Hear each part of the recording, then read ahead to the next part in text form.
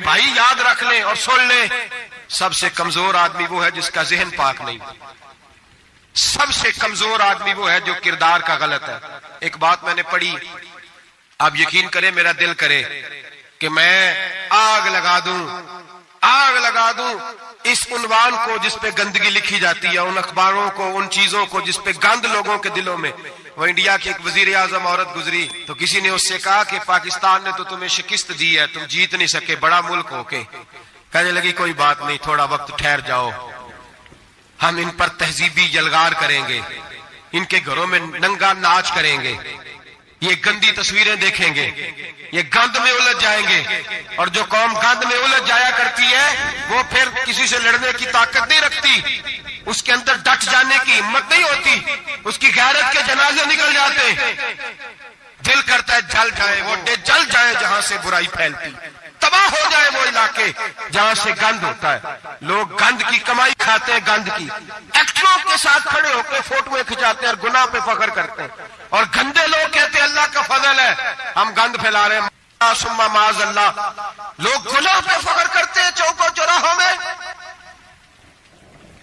محمد بن قاسم آئے ہندوستان پہ راجہ دہر کے مقابلے میں، نوجوان میری طرف دیکھے اور صحیح ہو کے بیٹھے، خاصے صحیح ہو کے بیٹھے، تقریر نہیں کر رہا، جذبات کا، میرے جذبات سنیں، دل کے پھپولے جل رہے ہیں سینے کے داغ سے، اللہ کی قسم روح کی گہرائی سے بات کر رہا ہوں، وہ بات کر رہا ہوں جو سینہ کہہ رہا ہے کہ پھٹ جائے اور کہنا نہ پڑے۔ قرآن و حدیث پڑھتے ہیں اور پھر اپنا حال دیکھتے ہیں تو لگتا یہ ہے کہ عذاب قریب آ گیا ہے، لگتا ہے زمین پھٹنے والی ہے، آسمان گرنے والا، لگتا ہے قریب آ گیا ہے سارا کچھ۔ سمجھے کیا عرض کر، یہ بات اگر آپ سمجھ گئے تو قیمت وصول ہو گئی، اس کو سمجھ گئے تو سمجھ لیں آپ کے مزاج کے اندر اللہ نے تبدیلی پیدا کر دی۔ محمد بن قاسم 18 سال کا جوان، ایک عورت کی عزت پر راجہ دہر ہندو نے حملہ کیا، محمد بن قاسم بچانے آئے۔ جب ہندوستان آئے فوج تھوڑی تھی، علاقہ تھوڑا تھا، راجہ دہر کی فوج بہت زیادہ، اور پھر اپنا عرب چھوڑ کے یہاں آ کے ہندوستان میں اس کے علاقے میں اس پہ حملہ کرنا، حالات خراب تھے۔ محمد بن قاسم پریشان ہے، ایک بزرگ نے دیکھا، کہنے لگے پریشان کیوں ہو؟ کہنے لگا سوچتا ہوں علاقہ بھی اس کا، فوج بھی اس کی، میرے فوجیوں کو تو رستوں کا بھی نہیں پتا، کیسے جنگ کریں گے، کدھر سے آئیں گے، اور پھر ہمیں زبان بھی نہیں آتی، کیسے کام ہوگا، ڈر رہا ہوں۔ 2-4 دن گزرے تو محمد بن قاسم اشاش بشاش ہو گئے۔ وہ بزرگ کہنے لگے خیر ہے، بڑے مطمئن ہو گئے ہو؟ کہنے لگے بس راجہ دہر ہم سے مقابلہ نہیں کر سکتا، راجہ دہر ہمارے مقابلے میں کھڑا نہیں ہو سکتا، وہ گرا کے گرا، وہ لڑکھڑایا کے لڑکھڑایا، ریزہ ریزہ ہو جائے گا۔ آپ کو کیسے خوشخبری مل گئی؟ کہنے لگے مجھے پتا چلا ہے کہ راجہ دہر ذہن کا گندا ہے، وہ تو چچا کی بیٹی کو نہیں چھوڑتا، ماموں کی بیٹی کو نہیں چھوڑتا، خالہ کی بیٹی کو گندی نظر سے دیکھتا ہے۔ جس کا ذہن گندا ہوتا ہے وہ کسی کا مقابلہ نہیں کر سکتا، ہمیں فتح ہوگی، فتح، وہ گرے گا۔ وہ بزرگ کہتے ہیں میں سمجھ گیا کہ واقعی سے فتح ہوگی۔ آج کشمیر کیوں آزاد نہیں ہو رہا، فلسطین میں آگ کیوں لگی ہوئی ہے؟ مسلمان جب تک ذہن کا گندا ہے کمزور ہے، جب تک ذہن کا ناپاک ہے کمزور ہے۔ حضرت سعد بن ابی وقاص رضی اللہ تعالیٰ عنہ فرمایا کرتے تھے اللہ مسلمان کی مدد اتنی دیر تک کرتا رہتا ہے جتنی دیر تک مسلمان کا ذہن صاف رہتا ہے، کردار پاک رہتا ہے۔ آگ اس لیے معاشرے میں لگی ہے، نوجوانوں تم کہتے ہو کامیابیاں نہیں ملتی، اسے کیسے کامیابی مل سکتی ہے جس کا ذہن ہی صاف نہیں؟ وہ کیسے دنیا کی بازی جیت سکتا ہے جس کی نگاہ ہی پاک نہیں؟ وہ کیسے آگے بڑھ سکتا ہے جس کے کردار میں پاکیزگی نہیں؟ اپنے آپ کو پاک کر لو، اللہ ہر مشکل میں تمہاری مدد فرمائے گا، ہر رستے میں تمہاری مدد فرمائے گا۔ اور میں نے کہا جب آدمی ناپاک ہوتا ہے تو رب کریم اس سے عبادت کی لذت چھین لیتا ہے، اور اللہ کی سب سے بڑی سزا یہ ہے کہ کسی کو سجدہ نہ لمبا کرنا دے۔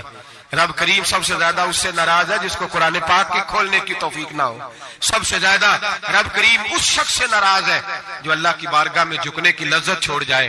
میرے نبی پاک سید عالم علیہ السلام کے صحابہ لمبی عبادتیں کرتے تھے، لمبی۔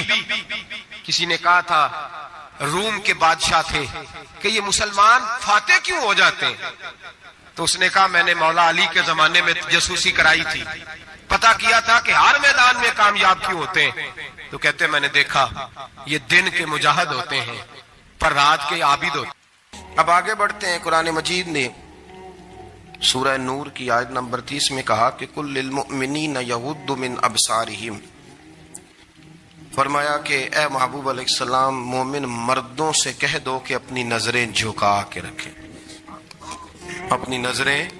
اور اگلی آیت میں فرمایا وَقُلْ لِلْمُؤْمِنَاتِ يَغْضُضْنَ مِنْ أَبْصَارِهِنَّ، فرمایا کہ اے محبوب مومن عورتوں سے بھی کہہ دو کہ اپنی نظریں جھکا. مرد بھی اپنی نظر جھکا کے رکھے گا عورت کی طرف، لیکن یہ ساری پابندی صرف مرد پر نہیں، عورت بھی غیر محرم کا چہرہ نہیں دیکھے گی، اس پر بھی اسی طرح نظر جھکانے کا حکم ہے جس طرح کے وہ ہر دکاندار کو بھائی جان کہہ کے گفتگو کرنے کی اس کو بھی اجازت نہیں ہے کہ وہ بھی وہ سمجھے کہ پابندی تو مرد نے کرنی تھی، میں نے تھوڑی کرنی تھی. وہ جس کے پاس جائے، جہاں بھی جائے، ڈاکٹر کے پاس جائے، باہر جائے، تو وہ جس طرح مرضی اس کا دل چاہے وہ بات چیت کرے، اس کی عورت کو بھی اجازت اسلام نہیں دیتا. بنیادی طور پہ اسلام شرم و حیا کا دین ہے، حیا کی بات کرتا ہے. حیا کی جب ہم تعریف کرتے ہیں تو حیا کی تعریف یہ ہے کہ کوئی کبھی چیز دیکھ کے نہ تو آپ کی طبیعت میں کراہت محسوس ہو، آپ کوئی غلط جملہ منہ سے نکالتے ہوئے ذرا جھجکیں، آپ کوئی غلط بات کرتے ہوئے تھوڑا بوجھ محسوس کریں. ہمارے ہاں تیزی سے فروغ پایا ہے بے حیائی نے.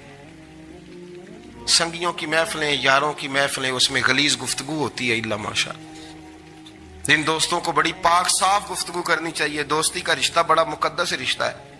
جو یہاں ایک دوسرے سے پیار کریں گے جنت میں بھی اکٹھے داخل کیے جائیں گے. شرط یہ ہے کہ پیار اللہ رسول کی رضا کے لیے ہو، لیکن اس کے اندر اگر آپ کی گفتگو کچی ہو، کمزور ہو، فحاشی والی ہو، عریانی والی ہو. وہ ہمارے ہاں تو اب اس کو لوگ فیشن سمجھتے ہیں، اس کو مردانگی کی علامت سمجھتے ہیں کہ وہ جی ساری باتیں جی وہاں ہو گئی اور جس کا جو جی چاہا اس نے کہا. آپ جب حیا کے دائرے میں ہوتے ہیں تو آپ خود بھی سکون محسوس کرتے ہیں. دیکھیں نا، آپ کو نیند سکون سے کہاں آتی ہے؟ جہاں کمرہ بند ہو، چاروں جانب دیوار ہے، اوپر چھت ہے، خالی دروازہ بھی کھلا ہوا ہونا تو جب بندہ سکون لینا چاہتا ہے تو کہتا ہے یار ذرا دروازہ ذرا بند کر دو.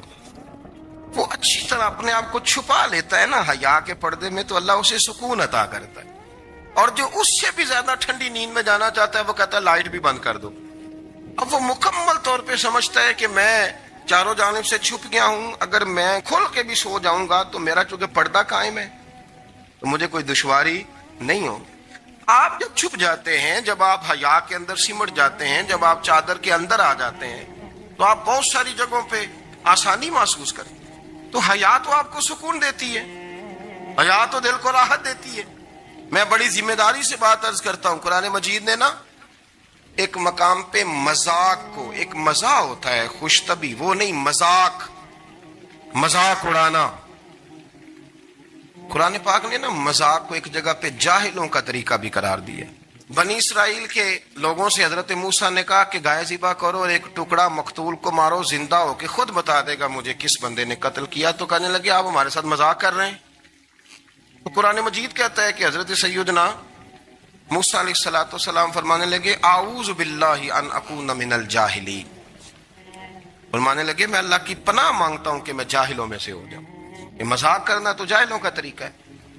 اگر آپ کی زبان سے بے حیائی کا جملہ نکل گیا، اگر آپ کی زبان سے بے حیائی کا جملہ نکل گیا، آپ نے کہہ دیا کہ ہم آزاد لوگ ہیں، جو مرضی کریں گے، جو مرضی کہیں گے، جو ہمارا دل میں آئے گا کریں گے، تو پھر تو لوگ آپ کا وہ حشر کریں گے کہ آپ سے برداشت ہی نہیں ہوگا.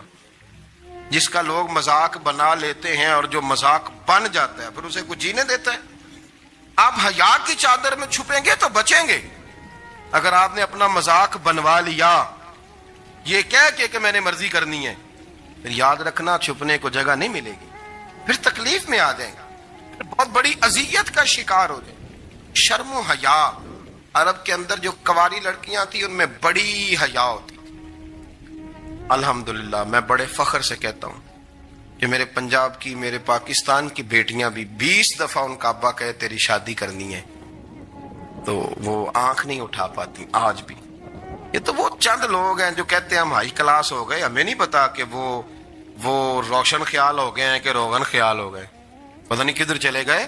ورنہ ہماری بیٹیاں آج بھی آج بھی جب ان سے ان کا باپ ان کی ماں بات کرتی ہے تیری شادی کی، تو وہ تو شرم کے ساتھ پچھلے سے پچھلے کمرے میں چھپتی ہیں.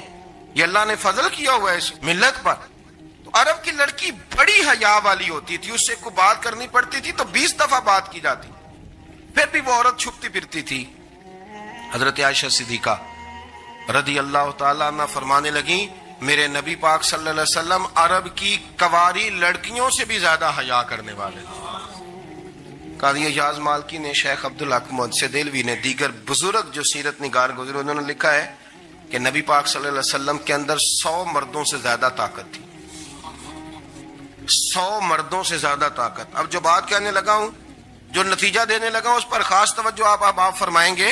ذرا فکری طور پر، نظریاتی طور پر ایک چیز کو سمجھیے. ہم سمجھتے ہیں کہ جوان لڑکا ہے جی جو مرضی کرے، عمر ہے جی.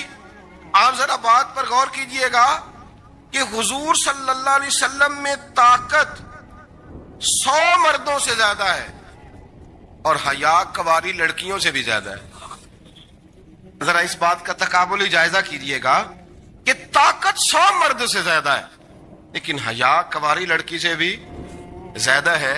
اس کا معنی یہ ہوا کہ جس ٹہنی کو پھل زیادہ لگ جاتے ہیں وہ جھکا کرتی. تو حیا تو حسن ہے، حیا تو آپ کو پاک صاف کرے گا، حیا تو آپ کو نرالا کرے گا، انوکھا کرے گا. وہ ہمارے ایک دانشور ہے، انہوں نے مضمون لکھا، کئی باتیں بڑی پسند آتی ہیں. وہ کہتے ہیں کہ میری اہلیہ، ان کو بھی کسی نے مس گائیڈ کر دیا تھا، حالانکہ اچھی خاتون ہے، کسی نے مس گائیڈ کر دیا. وہ بھی سماجی اور ویلفیئر اور یہ خواتین کو شوق ہوتا نا بننے کا، تو وہ بھی سماج کے اندر اچھا مقام تلاش کرنے کے موڈ میں آ گئی. تو کئی ایک دن جانا تھا تو بڑی بن سنور کے میرے ساتھ وہ گاڑی میں بیٹھ گئی. تو میں گاڑی میں، عورتوں کو یہ بھی مسئلہ ہوتا ہے نا کہ ہماری تعریف کرو، تو کئی دفعہ بعد مردوں بیچاروں کو جھوٹ بولنا پڑتا ہے، وہ زبردستی کراتی ہیں نا جی.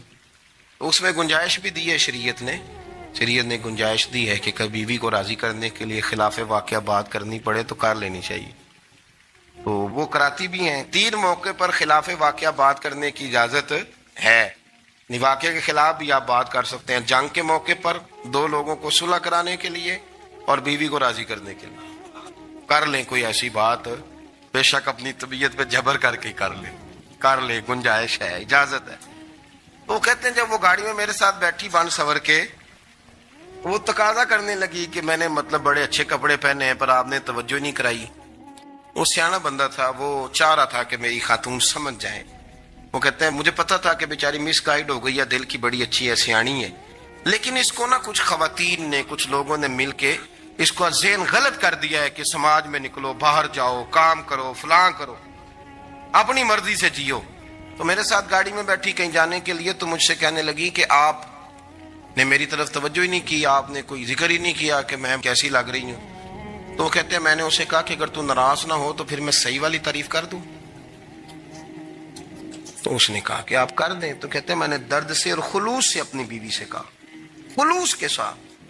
میں نے کہا میں تو روز گھر ہوتا ہوں، روز شام کو گھر ہوتا ہوں، اگر تو میرے لیے تیار ہوتی تو میں تیری تعریف کرتا، لیکن آج تو باہر جانے کے لیے تیار ہوئی، تو پھر ان سے تعریف کی امید رکھ جن کے لیے تو نے تیاری کی ہے. میرے لیے تیاری کرتی تو میں تو ہر شام تیرے پاس ہوتا ہوں.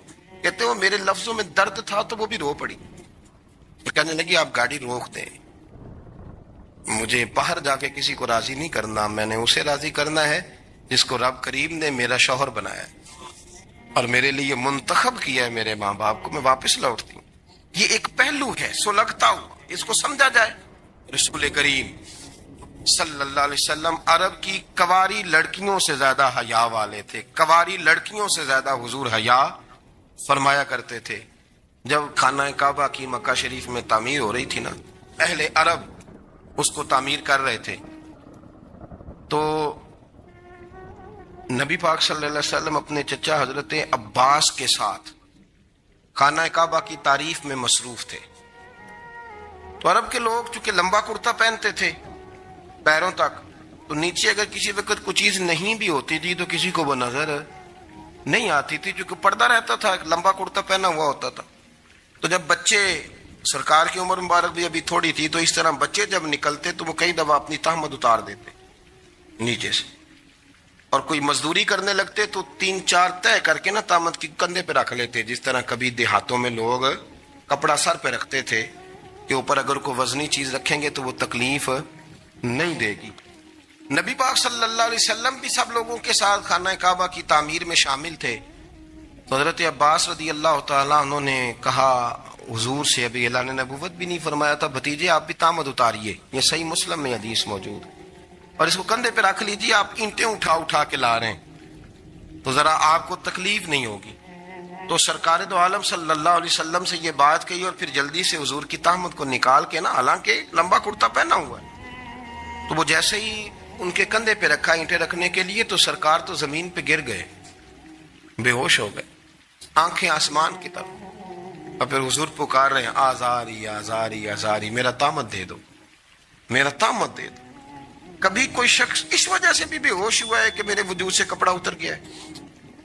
حالانکہ سرکار پر وہ بے ہوشی بھی نبی پاک کا وہ جو غلبہ ہے نا شرم و حیا کا، اس کی وجہ سے ہو، ورنہ تو حضور فرماتے ہیں کہ میری آنکھیں سو جاتی ہیں، دل تو میرا اس عالم میں بھی جاگتا رہتا ہے۔ تو سرکار زمین پہ تشریف لے آئے، آنکھیں میرا تامد دے دو، میرا تامد دے دو، تو جلدی سے انہوں نے تامد دیا تو حضور نے باندھ لیا۔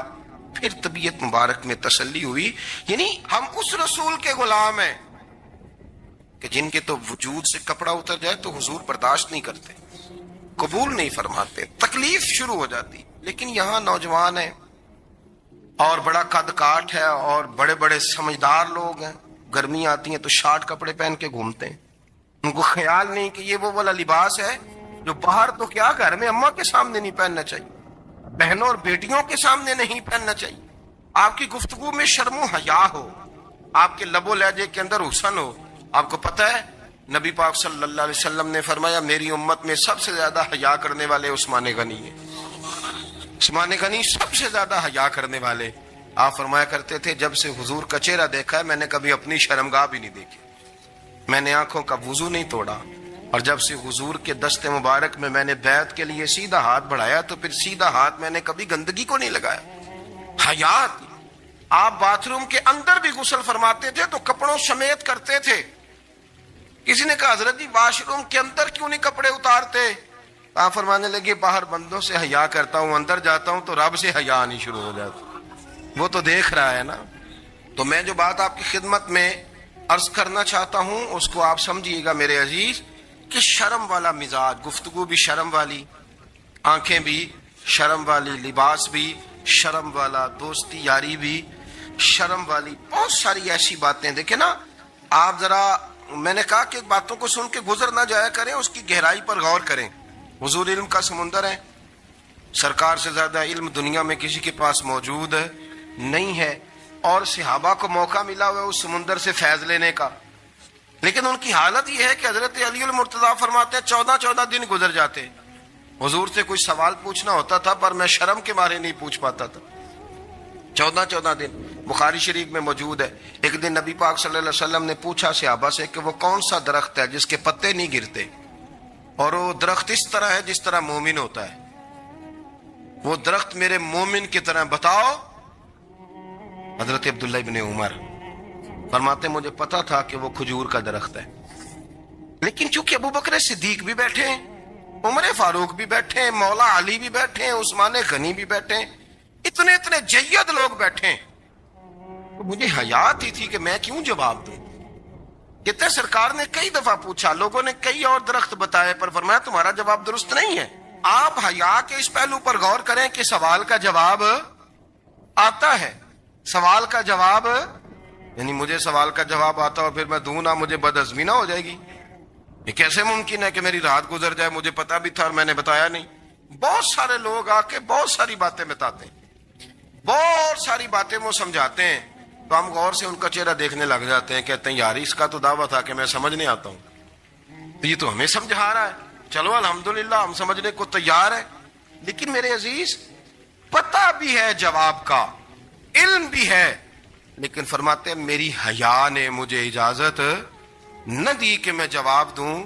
آپ فرماتے ہیں پھر حضور سے صحابہ نے عرض کی کہ یا رسول اللہ آپ ہی بتا دیں وہ درخت کون سا ہے، تو حضور نے فرمایا بھئی وہ کھجور کا درخت ہے۔ تو آپ فرماتے ہیں میں دل ہی دل میں کہہ رہا تھا کہ الحمدللہ میرا جواب درست ہے، حالانکہ میں نے جواب دیا ہی نہیں. تو لفظوں میں حیا، جملوں میں حیا، آنکھوں میں حیا، اٹھنے میں حیا، بیٹھنے میں حیا، چلنے میں حیا ایک خوبصورت حسن ہے. اور نبی پاک صلی اللہ علیہ وسلم نے فرمایا جب تو بے حیا ہو جائے نا پھر تو آزاد ہے، پھر تو جو مرضی کا، پھر تو جو. اس لیے بزرگ جب کسی کو بے حیا کہتے تھے نا، اللہ اکبر، اور جب کسی کو کہتے تھے نا یہ بے حیا ہے تو لوگ سمجھتے تھے کہ کوئی ہلکی سی بات کر دی، لیکن ان کا معنی یہ ہوتا تھا کہ بس بھائی اب اس کے ساتھ کوئی کلام کرنے کی ضرورت ہے، اس کو اب اصلاح کی ضرورت نہیں، یہ بے حیا ہے. کیا معنی؟ کہ اب یہ جو اس کے دل میں آئے گا وہ کرے گا، جو اس کی طبیعت چاہے گی وہ کرے گا، اب یہ کسی پہلو بھی قابو آنے کو تیار بے حیا ہو گیا. بے حیائی بہت بڑا عیب ہے. اور جو لوگ کہتے ہیں کہ ہمیں بالکل آزادی ہونی چاہیے، ہمارا اپنا جسم ہے تو ہماری اپنی مرضی چلے گی. ایک وزیر صاحب ہیں، پتہ نہیں میں ان کو جانتا تو نہیں، انہوں نے سینٹ میں تقریر کی ہے، میں نے ان کی بات سنی ہے. اس نے کہا نہیں نہیں بھائی، جسم رب کا ہے تو مرضی بھی تو رب کریم کی چلے گی.